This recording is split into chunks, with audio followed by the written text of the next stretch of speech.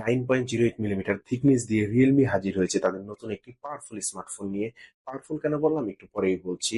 Right now কথা বলছিলাম Realme P4 পাওয়ারফোনটি নিয়ে। পাওয়ারফুল বলার কারণ হলো ভাই এর ভিতরে 10,000 mAh এর ব্যাটারি রয়েছে। আর এত বড় বিগ ক্যাপাসিটির ব্যাটারি হওয়ার সত্ত্বেও এর থিকনেস ভাই 9.08 মিলিমিটার, অর্থাৎ 9 মিলিমিটারের থেকে কিছুটা বেশি। এবং এর ওয়েট 219 গ্রামের আশেপাশে। এর বডি ফ্রেম প্লাস্টিক পলিকার্বনেটের তৈরি, হাতে নিলে বেশ ফিঙ্গারপ্রিন্ট বসে যায়, সেক্ষেত্রে ব্যাককেস ব্যবহার করাই উত্তম। এছাড়া এর ক্যামেরা বামের পাশের ডিজাইন বেশ ইউনিক এবং টেকটেক একটা ভাব ক্রিয়েট করে। এর রাইট সাইডে ভলিউম লকার এবং পাওয়ার বাটন রয়েছে। লেফট সাইডে কিছুই নেই এবং উপরের অংশে নয়েজ ক্যান্সেলেশন মাইক এবং আয়ার ব্লাস্টার রয়েছে এবং ফোনটির নিচের অংশে main speaker, primary mic, type C USB charging port এবং সিম কার্ড ট্রে রয়েছে। ফোনটিতে 6.78 ইঞ্চির 144 হার্টজের 4D কার্ভড অ্যামোলেড প্যানেল রয়েছে এবং এর ডিসপ্লে রেজুলেশন হলো 280x2800 পিক্সেল FHD+। এবং এর পিক্সেল ডেনসিটি হচ্ছে 453 পিপিআই এবং এর পিক ব্রাইটনেস হচ্ছে 6500 নিটস। তো আপনারা প্রপার সানলাইটেও একদম আরামসে ব্যবহার করতে পারবেন, কোনো প্রকার লো ব্রাইটনেস জনিত ঘাটতি দেখতে পাবেন না। এছাড়া ডিসপ্লেটি 1 বিলিয়ন পর্যন্ত কালার সাপোর্ট করে এবং নেটফ্লিক্স এর ক্ষেত্রে HDR এর সাপোর্ট রয়েছে। এছাড়া এর চারপাশে চিন এবং বেজেল বেশ সিমেট্রিক্যাল এবং এর ডিসপ্লেতে ইন ডিসপ্লে ফিঙ্গারপ্রিন্ট স্ক্যানার রয়েছে। আর এই স্ক্যানার যথেষ্ট স্মুথ, ফাস্ট অ্যান্ড অ্যাকুরেট কাজ করে, অর্থাৎ কাজ করার সাথে সাথে ফোন আনলক হয়ে যায়। তবে এই ফিঙ্গারপ্রিন্ট স্ক্যানারের পজিশন অ্যাজ ইউজুয়াল কিছুটা নিচের দিকে। এছাড়া ডিসপ্লেটির চারপাশে কিছুটা কার্ভ দেখতে বেশ ভালো লাগে। ওভারঅল ডিসপ্লের কোয়ালিটি সম্পর্কে বলতে গেলে বেশ কালারফুল একটা ডিসপ্লে।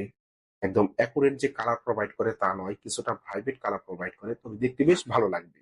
ফোনটিতে IP68 এবং 69 রেটিং এর পাশাপাশি armour shell protection plus Corning Gorilla গ্লাসের প্রোটেকশন রয়েছে।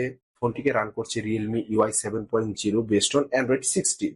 এর ইউআই পারফরমেন্স বেশ স্মুথ, হেভি মাল্টিটাস্কিং করতে পারবেন, কোনো প্রকার ল্যাকিং এর ইস্যু দেখতে পাবেন না। এছাড়া এর ইউআই তে তেমন কোনো আননেসেসারি অ্যাপস নেই। ফোনটির রিয়ার প্যানেলে 50 মেগাপিক্সেলের ডুয়েল ক্যামেরা সেটআপ রয়েছে, যার মেইন ক্যামেরাতে সোনির IMX882 ওআইএস সেন্সর রয়েছে এবং অপরটি হচ্ছে 8 মেগাপিক্সেলের আল্ট্রা ওয়াইড শুটার এবং ফোনটির ফ্রন্ট ফেসিং ক্যামেরাতে 16 মেগাপিক্সেলের সেলফি শুটার রয়েছে। এর মেইন ক্যামেরার ইমেজ কোয়ালিটি বেশ ভালো। এছাড়া পোর্ট্রেট মোডে age detection plus dynamic range সবকিছুই ঠিকঠাকই আছে, অর্থাৎ প্রপার লাইটিং কন্ডিশনে বেশ ভালো রকমের ছবি প্রোভাইড করে। এছাড়া ছবি তোলার পর ফোনটি এআই দিয়ে বেশ ভালোভাবে এডিট করে নিতে পারবেন। ফোনটিতে 4K 30 fps এ ভিডিও শুট করতে পারবেন এবং এর ভিডিওর কোয়ালিটি মোটামুটি ভালো। এছাড়া সেলফি ক্যামেরা ইমেজ কোয়ালিটি সম্পর্কে বলতে গেলে বেশ ভালো রকমের ছবি প্রোভাইড করে, ছবি কালার, ডিটেল, শার্পনেস সবকিছুই ঠিকঠাক। তবে সেলফি ক্যামেরা দিয়ে তোলা পোর্ট্রেট মোডের ছবি বেশি ভালো ক্যাপচার করতে পারে। তবে সেলফি ক্যামেরা দিয়ে যখন আল্ট্রা ওয়াইড মোডে ছবি তুলবেন তখন সেটি 8 মেগাপিক্সেলে ক্যাপচার করে। এতে 10,000 mAh ব্যাটারির পাশাপাশি 80 ওয়াটের চার্জার রয়েছে।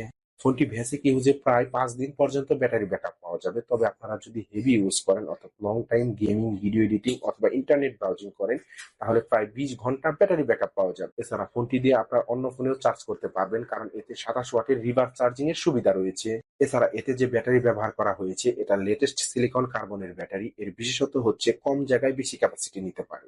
এছাড়া ফোনটি 4 বছর ব্যবহারের পর যদি এর ব্যাটারি ক্যাপাসিটি 80% এর নিচে নামে তাহলে রিয়েলমি ফোনটি রিপ্লেস করে দিবে। এতে মেন প্রসেসর হিসেবে রয়েছে মিডিয়াটেক ডাইমেনসিটি 7400 আলট্রা এবং সেই সাথে হাইপার ভিশন প্লাস এআই এর আরেকটি প্রসেসর রয়েছে। এই প্রসেসরের কাজ হচ্ছে মূলত ছবি তোলার পর এআই এর মাধ্যমে প্রসেসিং এবং গেমিং এর এক্সপিরিয়েন্সকে আরো উন্নত লেভেলে নিয়ে যাওয়ার জন্য। এর মেইন প্রসেসরের ট্রানজিস্টর সাইজ হচ্ছে 4 nm, এফএস 3.1 হচ্ছে এর স্টোরেজ টাইপ এবং LPDDR4X হচ্ছে এর র্যাম টাইপ। এর গেমিং এক্সপিরিয়েন্স সম্পর্কে বলতে গেলে আপনারা পাবজি গেম হাই গ্রাফিক্সে বেশ ভালো এক্সপিরিয়েন্সে খেলতে পারবেন।